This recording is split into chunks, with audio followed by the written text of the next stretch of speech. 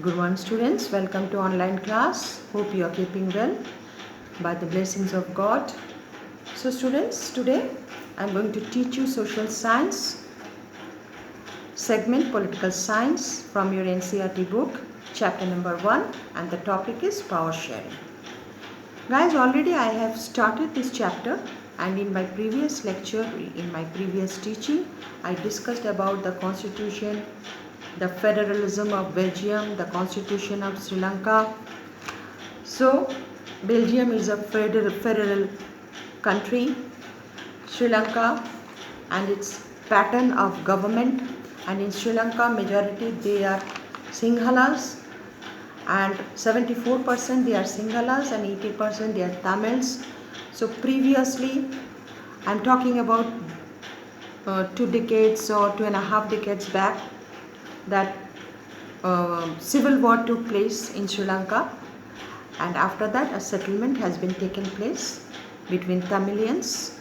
That means Tamilians, their origin is India, but once upon a time they migrated to Sri Lanka and they have become the citizens of Sri Lanka. That is why civil war took place between the original Sinhalas and the Tamilians. So guys, today we will discuss about that why power sharing is important. Guys, simultaneously you open your notebook and note down the question, why power sharing is important. Now write the answer. It is good because it helps to reduce the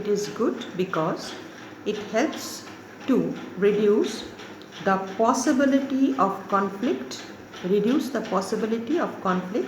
between social groups. Full stop. Since social conflicts often occur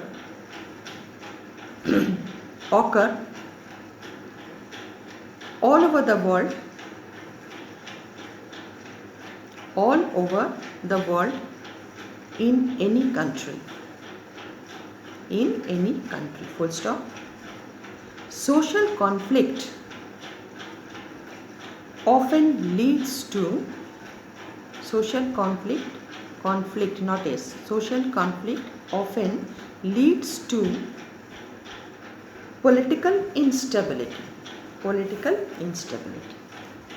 Guys, one example, you are the witness, you have often noticed, you have read in the newspaper, you have watched in television, that often between the clash between two groups, violence takes place, riot takes place between two communities. So what is the output? That means violence, or to control the violence, the administration has to impose strict law and order. So to avoid these kinds of phenomena or these kinds of incidents, that power sharing, it is important. So this is one of the points. And the second point, that is, note down guys, that power sharing is good to ensure, second point, power sharing is good to ensure the stability of political order, and in a democratic state, it is quite convenient, convenient,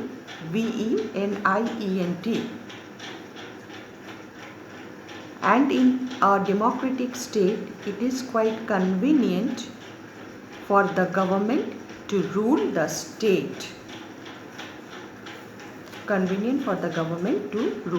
state. So in a democratic state, see, guys, you know very well that what are the merits and demerits of the autocracy, monarchical system, and the democratic state or democracy.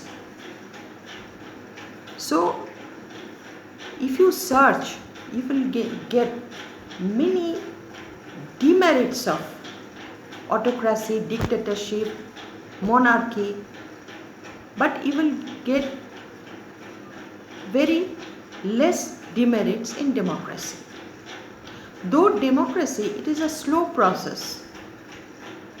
Undoubtedly, democracy is a slow process, but it is a process. Through democracy, through a particular process, it is easy to rule any state. So there are many demerits of monarchy or kingship, autocracy, dictatorship, and dictator usually becomes tyrant, and tyranny is very dangerous for any state. And what is the consequence of tyranny? That means entire ruin. Very soon the dictatorship or tyranny or autocracy, very soon it gets ruined. So though democracy, the process is slow, but it is very much acceptable nowadays in modern world, modern political field. So now here one more, this is, you can put heading that prudential. These 2 points you will put heading prudential. Prudential means, that means wise decision. Whatever the decision, these are the process or procedure to avoid conflict, to avoid tussle, to avoid violence. That is wise decision, that means prudent decision. And the next one is moral. So what is the moral of the power sharing? In this regard, you will write question number 2. Question number 2. Write the moral of power sharing. Write the moral of power sharing. Now you note down. It emphasizes the value of the citizens. It emphasizes the value of the citizens, full stop. It controls the overreaction or overpowering of democracy. Overreaction or overpowering of democracy, full stop. A government is legitimate. That means, government means, what is government? Majority party, the winner party forms the government. That means, who cast the vote? The citizens, the people of that nation, people of that country cast vote. So through casting vote by the people, government is formed. That is why government is legitimate. There is law. Government cannot go beyond law. You know that. So after full stop you write, a government is legitimate. Legitimate. Legitimate means sanctioned by law, imposed law on government. Government is to follow law, and government is also legal. Legitimate means legal. legitimate. So citizens can take part in the system of the government. Citizens can take part in the system of the government.